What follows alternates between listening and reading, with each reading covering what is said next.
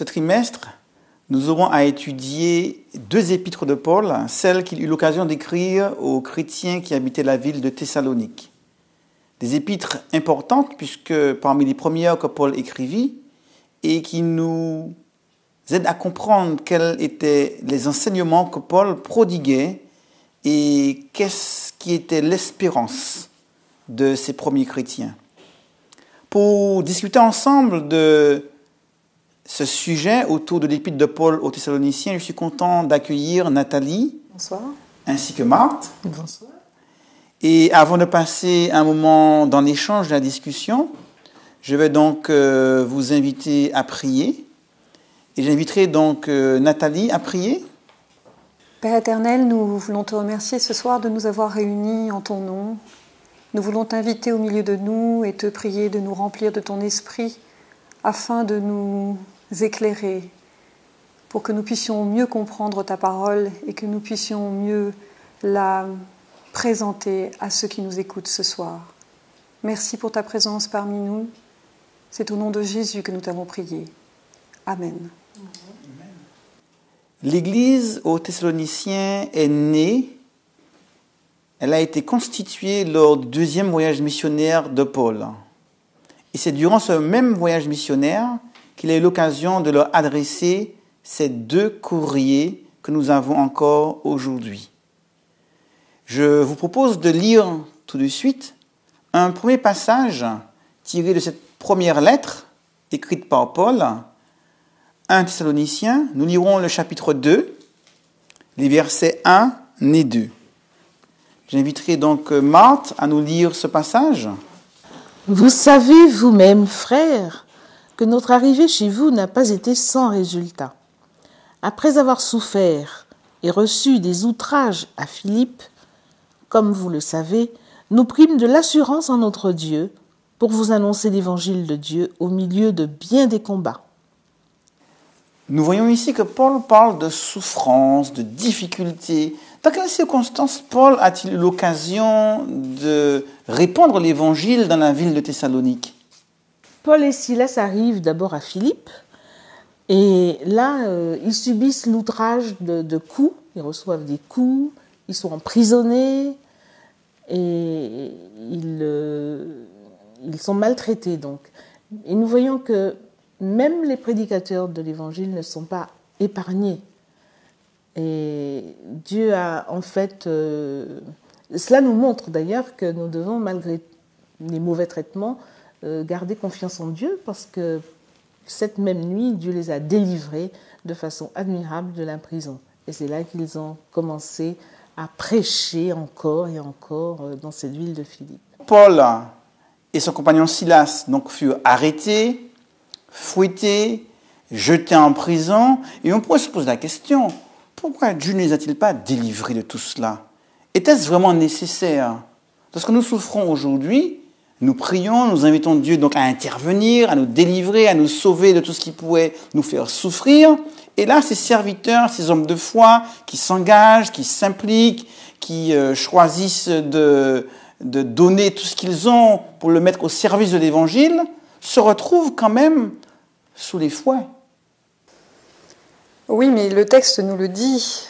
En fait, la conclusion de cette question, elle est dans le texte qui nous dit, comme vous le savez, nous prîmes de l'assurance en notre Dieu. Dieu permet cette souffrance auprès de ses serviteurs qu'il aime, comme nous souffrons aussi. Parfois, il y a des hauts, il y a des bas, et nous souffrons. Mais cette souffrance nous permet et leur a permis de prendre davantage confiance en Dieu, puisque au travers de chants de louanges, malgré l'état de souffrance dans lequel ils sont, ils vont louer Dieu, ils vont chanter en l'honneur de leur Dieu, et Dieu va faire tomber les verrous de cette prison. Et c'est là qu'on peut voir toute la puissance de Dieu.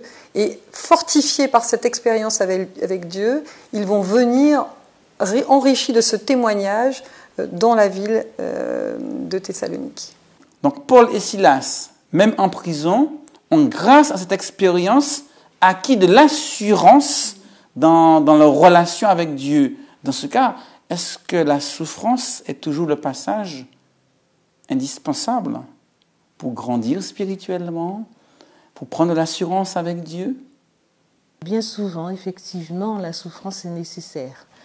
Mais cette souffrance de Paul et de Silas, nous voyons que Dieu a permis qu'elle se change en joie, parce que, pour compléter ce que Nathalie vient de dire, le geôlier, c'est-à-dire le gardien de prison où étaient Paul et Silas, s'est donné à Jésus, lui et toute sa famille, ce qui a occasionné une très grande joie à Paul et à Silas. Donc il y avait au-delà de cette épreuve un projet divin pour toucher les âmes, pour rendre témoignage et permettre à cette œuvre de l'Évangile d'aller de l'avant. La souffrance, il y a de nombreux exemples aussi dans la Bible qui nous montrent, notamment le livre de Job, qui nous montre comment même un serviteur fidèle de Dieu a besoin de passer par cette épreuve de la souffrance terrible, pour rencontrer encore plus près son Dieu et connaître encore mieux son Dieu, puisque nous savons très bien que la Bible nous dit la vie éternelle, c'est qu'ils te connaissent, toi le seul vrai Dieu. Et donc cette expérience de souffrance nous permet de connaître davantage Dieu, même si nous savons que nous ne connaîtrons qu'une infime partie de Dieu. Cette souffrance donc peut me faire du bien, mais elle peut faire du bien aussi à ceux qui sont témoins de ce que je vis dans ma relation avec Dieu, puisque dans le cas qui nous occupe, le geôlier et toute sa famille ont choisi de se donner à Jésus-Christ, ayant été témoins de l'attitude de Paul et Silas, même en prison, alors qu'ils louaient Dieu dans les chaînes. Nous voyons donc qu'indépendamment des circonstances de l'existence, cette fidélité à Dieu reste un témoignage pour ceux qui nous entourent. Paul et Silas ont souffert dans cette évangélisation, dans l'évangélisation de la ville de Philippe, puis de Thessalonique. Lorsqu'ils sont arrivés à Thessalonique, on peut supposer qu'ils étaient encore marqués par ce qu'ils avaient vécu, puisque, ayant été fouettés, on s'imagine bien que le corps était encore meurtri. Où ont-ils trouvé cette force pour pouvoir, malgré tout, persévérer et continuer dans la mission qui leur avait été confiée? Comment, lorsqu'on est meurtri par la vie, par l'épreuve, physiquement, parfois moralement, comment trouver la force de continuer et de remplir la mission? Moi, je crois que c'est dans une très grande confiance en Dieu et dans ses promesses. Parce que dans les situations les plus difficiles, si nous gardons foi en Dieu, si nous nous confions entièrement à lui, eh bien, c'est ça qui va nous donner la motivation nécessaire pour continuer. Comment me confier à Dieu lorsque je souffre? Puisque c'est vrai que la vie a son lot d'épreuves et de souffrances.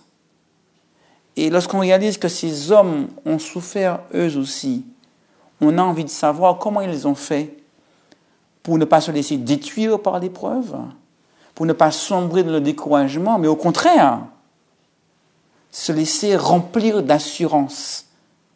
Ils ressortent de là en ayant le sentiment qu'ils sont encore plus convaincus que jamais. Comment ont-ils fait? Comment faire aujourd'hui? Il faut bien sûr remettre les choses dans leur contexte. On parle là de Paul, qui a quand même déjà une expérience extraordinaire avec Dieu, puisque on connaît la conversion de Paul sur le chemin de Damas. Bien sûr que pour nous, ça peut être un petit peu différent, parce que lorsqu'on est accablé, on va probablement commencer par aller chercher à puiser en nous-mêmes des forces, mais très rapidement, très rapidement, on se rend compte que nous sommes très limités. Et il y a uniquement que la parole de Dieu, que la prière, et que lever la tête pour prendre conscience que Dieu seul peut nous aider. Je trouve qu'on est beaucoup plus proche de Dieu lorsqu'on est dans la souffrance que quand tout va bien. Quand tout va bien, on pourrait même oublier qu'il est là et qu'il est présent dans nos vies et que c'est lui qui fait que tout va bien. Alors que quand la difficulté se présente, même si un instant on peut être un peu déstabilisé, le chrétien converti trouve son assurance en Jésus seulement. Il y a un élément qui m'interpelle également, c'est que Paul n'était pas centré sur une souffrance qui venait de ses propres désirs, de ses propres frustrations, mais une souffrance liée à la mission qui était la sienne. Et c'est vrai qu'il souffrait pour la cause de Christ. Donc il savait pourquoi il souffrait. Aujourd'hui, la mission qui a été confiée à Paul est aussi la nôtre. Et j'ai envie de poser la question, jusqu'où sommes-nous prêts à souffrir pour la mission? Pourquoi est-ce que c'est quelquefois un petit peu difficile de souffrir lorsqu'on remplit la mission que Dieu nous a donnée, lorsqu'on est rejeté par les autres, lorsqu'on veut parler de Dieu à des personnes qui ne le connaissent pas encore, lorsque l'on veut témoigner de ce que Christ a fait dans notre vie? Pourquoi est-ce que c'est quand même difficile parfois de souffrir ainsi? Il faut dire que la souffrance n'est jamais agréable. L'être humain n'aime pas souffrir. Ça fait mal, à commencer par moi. Mais quand on sait pour qui on souffre, cela devrait nous donner du courage, nous encourager à persévérer. Ce n'est pas toujours facile. Je ne suis pas en train de dire que ça va de soi, bien au contraire. Mais je pense que c'est à force à force de souffrir, à force de se mettre dans cette optique-là que nous acquérons de la confiance en Dieu, de l'assurance et que nous pouvons aller plus loin. Il y a un élément qui ressort du texte également. Cette épître de Paul aux Thessaloniciens n'a pas été écrite que par Paul. Elle est co-signée par Silas et par Timothée. On voit bien qu'il s'agit ici de l'œuvre non pas d'un homme, mais de toute une équipe. Qu'est-ce que ça nous apporte d'être en équipe lorsqu'on doit évangéliser? Ça nous apporte beaucoup, ça nous apporte l'expérience de chacun, parce que si nous sommes 2 ou 3, chacun profite de l'expérience de l'autre. Et si l'un est au plus bas, les autres le relèvent et l'encouragent. Et je pense que Paul, Silas et Timothée se sont encouragés l'un l'autre, et c'est pour cela qu'ils ont continué donc la lutte, je vais dire. Oui, c'est aussi le modèle que Jésus nous a donné. Les apôtres n'étaient jamais seuls, ils étaient toujours à 2. Parce qu'effectivement, on peut s'enrichir l'un l'autre des expériences de l'autre. Et effectivement, quand il y en a un qui peut-être aurait des doutes, eh bien l'autre est là pour permettre que le groupe continue à avancer et que la cause soit toujours défendue. Et c'est vrai que lorsqu'on doit affronter les épreuves ou les difficultés dans l'évangélisation ou le témoignage autour de nous, être en équipe s'avère être un avantage et un atout qui peut beaucoup aider lorsque les choses deviennent difficiles. Un autre élément, lorsque Paul était à Philippe dans la prison, quel était leur état d'esprit? Paul et Silas sont enfermés. Que font-ils? Peu leur importait leurs conditions, en fait. Ils voyaient au-delà de ce qu'ils étaient en train de vivre. Et ça prouve qu'ils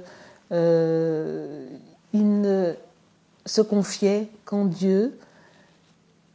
Et je suis certaine que Paul espérait déjà que Dieu allait faire quelque chose, allait faire, en tout cas, intervenir pour les sortir de là. Oui, et puis c'est la concrétisation parfaite de la parole de Dieu qui dit dans Romains 1, verset 16-17, l'évangile est une puissance de Dieu et le juste vivra par la foi. Là, nous sommes face à 2 justes qui, quand bien même des circonstances qui sont au plus bas, là ils sont au plus bas de l'épreuve, eh bien là ils font preuve d'une confiance extraordinaire et ils n'ont qu'une seule envie, c'est de louer et de glorifier Dieu. Ça nous fait penser aux compagnons de Daniel qui rentrent dans la fournaise ardente. C'est la même foi, c'est la foi qu'on appelle la foi de Jésus. C'est une foi qui ne tient pas compte de ce qui se voit ou de ce qui s'entend. Là, dans une prison, dans le noir d'un cachot, c'est clair que peut-être que ma première attitude serait de me mettre à pleurer, mais eux, ils vont louer l'Éternel. On voit donc la puissance de la louange. Oui. La louange qui est une arme, une force pour l'enfant de Dieu.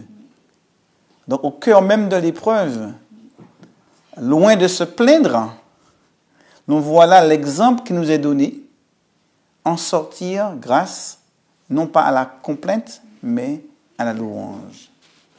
Oui, je pense qu'ils ont aussi dû vivre des expériences petit à petit qui les ont fait grandir dans cette foi.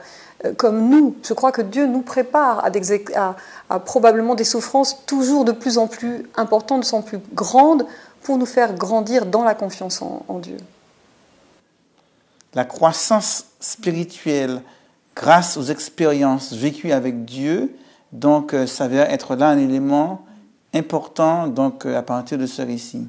Dieu n'a pas épargné la souffrance à son Fils même.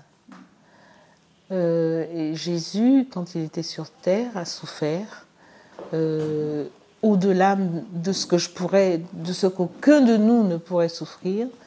Et ça a été en quelque sorte le passage obligé pour être glorifié par son Père.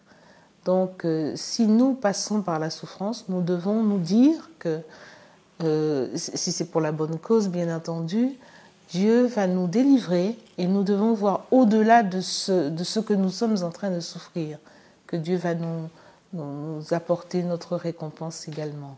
Alors maintenant, nous voyons que Paul et Silas sortent de la ville de Philippe, prennent la voie énassienne, ils arrivent à Thessalonique. Alors maintenant, que vont-ils faire ? Quel projet, quelle stratégie missionnaire vont-ils mettre en place pour pouvoir parler de Jésus aux gens qui habitent cette ville de Thessalonique ? Nous allons lire un premier passage tiré du livre des Actes, au chapitre 17, les versets 1 à 3. Nathalie, tu nous liras ce texte ? Paul et Silas passèrent par Amphipolis et Apollonie, et ils arrivèrent à Thessalonique, où les Juifs avaient une synagogue. Paul y entra selon sa coutume. Pendant 3 sabbats, il discuta avec eux d'après les Écritures, expliquant et établissant que le Christ devait souffrir et ressusciter des morts. « Et Jésus, que je vous annonce, disait-il, c'est lui qui est le Christ. » Bien. Alors, qu'est-ce que ce passage nous révèle sur la manière dont Paul et son équipe s'y prenaient pour pouvoir parler de Jésus aux gens d'une ville, notamment ici à ceux qui habitaient Thessalonique. On voit là dans ce texte qu'il y a un programme bien établi dans la stratégie que Paul met en place. Il va d'abord dans cette communauté, puisque le texte nous dit que c'est une communauté importante juive. Il va se rendre à la synagogue pendant 3 sabbats. Ce n'est pas seulement un sabbat. Il prend le temps finalement de faire connaissance avec l'ensemble de cette communauté. Ensuite, il va leur parler des Écritures. Il va leur parler de ce qu'ils connaissent, qu'ils ont aussi cette grande connaissance des Écritures et peut-être même cette prétention de l'Écriture. Et puis, il va leur parler de la mort, de la résurrection de Jésus, pour finalement arriver à la conclusion incontournable que ce Messie qu'ils attendent, c'est Jésus. Et donc, ces arguments sont irréfutables. C'est une démonstration parfaite de ce qu'il a vécu, lui, dans sa conversion, puisque lui aussi a vécu une conversion exceptionnelle, comme je disais tout à l'heure, sur le chemin de Damas, avec cette démonstration finalement que celui qu'il persécutait, c'était celui-là même qui était son sauveur. Donc l'on voit ici Paul qui va d'abord s'adresser aux Juifs, puis aux non-Juifs. À Philippe, on l'avait vu faire la même chose. Dans les villes de Lys, dans Pisidie, il avait également fait la même chose. Donc on voit que c'est une stratégie longuement mûrie, qu'il avait déjà expérimentée à plusieurs reprises, avec succès d'ailleurs, puisque plusieurs églises étaient nées de cette évangélisation. Nous, aujourd'hui, comment pourrions-nous mettre en place ce même modèle dans notre volonté de parler aux autres de Jésus? Nous n'allons pas certes de ville en ville, mais comment ce principe pourrait-il être appliqué aujourd'hui? il faut être convaincu que c'est la mission que nous avons, puisque Paul avait cette mission, Dieu l'avait prévue pour être envoyé aux païens. Donc effectivement, nous, notre mission est d'aller aussi prêcher l'Évangile. Et je crois qu'il faut mettre en œuvre cette même stratégie qui fonctionne, c'est-à-dire de d'abord s'intégrer dans une communauté, d'abord faire connaissance, d'abord apprendre à savoir qui ils sont, comment ils fonctionnent, pour pouvoir ensuite, on ne peut pas arriver et déposer là son savoir qui pourrait avoir l'air juste d'un vernis et d'un orgueil ou d'une prétention de connaissance, mais au contraire d'aller les rencontrer là où ils sont et de s'adapter là où ils sont pour gravir les échelons avec eux, les mêmes échelons, la même patience que Dieu a pris avec moi, avec nous, nous devons nous aussi la mettre en œuvre avec ceux à qui nous voulons parler de l'Évangile. J'ai entendu plusieurs verbes. Aller, oui. Rencontrer, s'adapter, parler. Et c'est vrai que ces verbes-là montrent bien la relation qui s'instaure, la complicité qui grandit lorsque l'on veut témoigner. Donc ce n'est pas simplement une question intellectuelle, d'ordre de la connaissance, mais c'est une question aussi relationnelle. Comment tisser des liens avec ceux auprès desquels nous aimerions témoigner? Est-ce toujours facile? Justement, il faut apprendre à connaître l'autre avant, ainsi que Nathalie le rappelait. Il faut apprendre à le connaître, il faut apprendre à savoir, à reconnaître ce qui les intéresse. Et une fois qu'on a leurs points d'intérêt, là on peut tisser une relation et petit à petit les amener à parler nous aussi de l'Évangile qui nous habite. Mais c'est vrai que c'est pas toujours facile. Il faut aussi prendre en compte le Saint-Esprit. Parce que moi, je me souviens très bien au début, quand on me posait des questions, j'avais tendance à répondre très rapidement quand quelqu'un était intéressé. Et en fait, avec le recul, je me rends compte qu'il faut attendre et qu'il faut demander à Dieu son esprit pour pouvoir répondre, non pas par rapport à ce que je sais, mais par rapport à ce que la personne qui a posé la question attend. Il faut arriver à se mettre à son niveau. Or, moi, je ne peux pas. Mais Dieu, au travers de son esprit, peut nous aider à nous mettre au niveau de la personne qui nous pose la question. Il y a un verbe qui est revenu à plusieurs reprises quand vous parliez toutes les deux. S'intéresser à l'autre. Qu'est-ce qui fait que je pourrais avoir envie de m'intéresser à l'autre? La découvrir, qui elle est, comment elle fonctionne, quel est son schéma de pensée, quelles sont ses convictions religieuses. En quelque sorte, c'est l'intérêt qu'on a pour l'autre. Et ce qui doit nous motiver, c'est l'amour pour l'autre, pour lui apporter cette bonne nouvelle du salut que nous avons à partager avec lui. C'est vrai qu'il y a un mot là qui me paraît important, l'amour pour l'autre. Parce qu'on peut tomber dans le piège de vouloir transmettre un enseignement, un savoir, dire aux autres que, ou dire la Bible nous dit que. Et là, on voit très bien, d'ailleurs Jésus l'a lui-même mis en pratique, il aimait l'autre. Il s'intéressait à ses besoins, à ses attentes. Il a pris le temps de guérir, d'écouter, d'accompagner. Et sa première préoccupation n'a pas été de dire « Dieu m'a demandé de vous dire ». Sa première préoccupation a été d'aimer.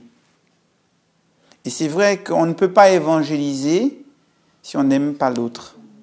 Parce que c'est cet amour pour l'autre qui nous rendra capables de l'entendre, de l'écouter, de cheminer avec cet autre, afin de pouvoir devenir un témoin pour l'autre. Qu'est-ce qui, dans ce texte, nous montre que Paul aimait les Thessaloniciens? Est-ce qu'on a des indices, des choses dans ce texte qui peuvent nous montrer comment Paul exprimait son attachement à ces chrétiens de Thessalonique, et même avant qu'ils ne soient chrétiens, aux habitants de la ville de Thessalonique? Je vais lire en Thessaloniciens 2, versets 11 et 12. Vous savez aussi que nous avons été pour chacun de vous ce qu'un père est pour ses enfants, vous exhortant, vous consolant, vous conjurant de marcher d'une manière digne de Dieu, qui vous appelle à son royaume et à sa gloire. Alors, c'est vrai que Paul a peut-être une attitude d'un père, celle d'un père pour ses enfants, il aime, un père aime ses enfants, les affectionne, prend soin d'eux.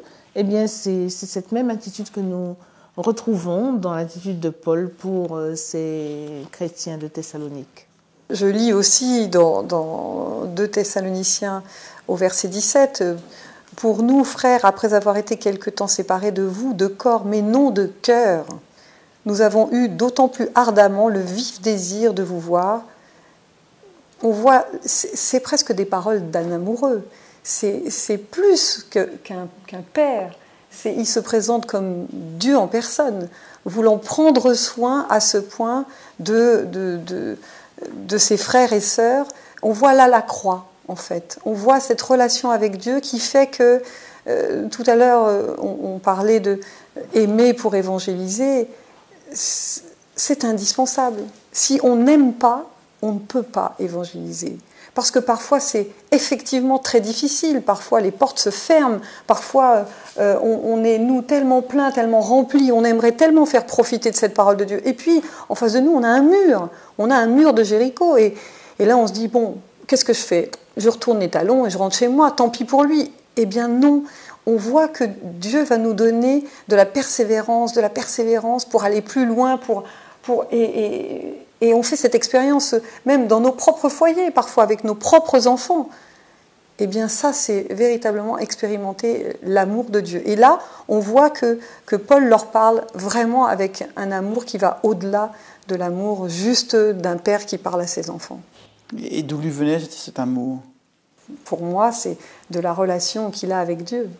Donc l'évangélisation commence donc par cette relation que nous avons avec Dieu, qui nous donne son amour que nous allons manifester auprès des autres, afin de pouvoir être des témoins auprès d'eux. C'est vrai que cette épître aux Thessaloniciens met en exergue un petit peu cette relation, cette complicité qu'il y avait entre Paul et cette communauté nouvellement créée à Thessalonique. Nous voyons donc l'importance de demander à Dieu de nous remplir de cet amour afin qu'à travers nous, il puisse inonder tous ceux qui nous entourent et que nous puissions, comme Paul l'a manifesté auprès des Thessaloniciens, eh bien manifester auprès de ceux qui nous entourent l'amour que seul Dieu peut nous donner. Amen.